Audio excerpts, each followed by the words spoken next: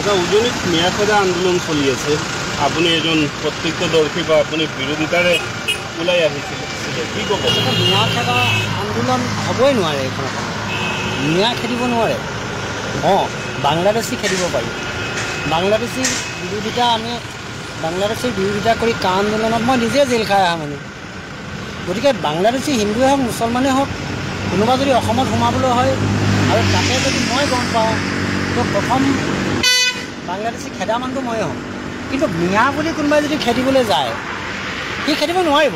মিয়াক খেদিব নোৱাৰিব, বাংলাদেশী খেদিব পাৰিব। আৰু মিয়া কেতিয়া বাংলাদেশী নহয়। গতিকে মিয়াৰ কোনোবাই যদি খেদিবলৈ যায় আগতে যেনেকৈ বিৰোধিতা কৰিছে এতিয়াও বিৰোধিতা কৰিম আৰু অনাগত দিনলৈকে মই বিৰোধিতা কৰি থাকিম। মিয়াক খেদিব নোৱাৰিব। কিন্তু বাংলাদেশী খেদিবলৈ হ'লে মই সন্মুখত থাকিম। বাংলাদেশী খেদাৰ যুদ্ধত মই সন্মুখত থাকিম। যি কৰিবলৈ কয় চৰকাৰে তাকে কৰিব।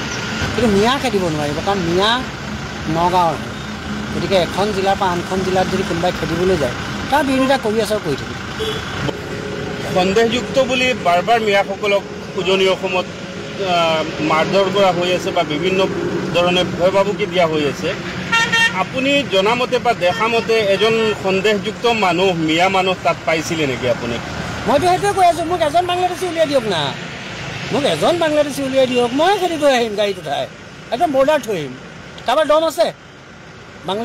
বাংলাদেশী এইজনেই বাংলাদেশী বুলি কৈ পেলাই ইণ্ডিকেট কৰি দিয়া কোনোবা এজন মানুহৰ সাহস আছে? মানে নাই। আৰু যদি আছে দেখাই দিয়ক, আমি খেদাম। তোমালোকে ইমান কেলৈ টেনশ্যন লৈ থাকিব আছে? আমি খেদাই থৈ একদম বৰ্ডাৰ পাৰ কৰি থৈ আহিম।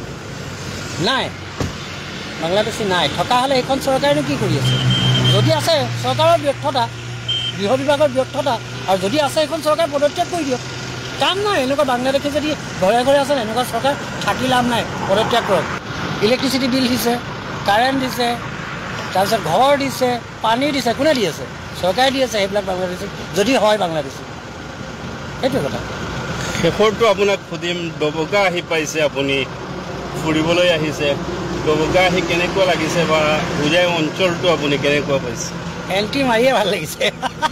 প্ৰথমতে খাচী দি খাই লৈছোঁ, তাৰপিছত আকৌ মাছেদি খাইছোঁ। এটা সুন্দৰ এক আতিথ্য আপোনালোকে যিটো কৰিছে, খুব ভাল লাগিছে। এইটো আৰম্ভণিহে, আকৌ গোটেই ৰাতিটো আছেই আকৌ খাবলৈ বা খুৱাবলৈ। মুঠতে ভাল লাগিছে, আপোনালোকক লগ পাই ভাল লাগিল। আৰু ডবকাৰ লগত বা হোজাইৰ লগত মোৰ আগৰ পৰাই এটা সম্পৰ্ক, যিহেতু হোজাই মানুহখিনি আমাৰ তালৈ গৈ থাকে বা আমিও ইয়ালৈ আহি থাকোঁ ব্যৱসায় সূত্ৰে।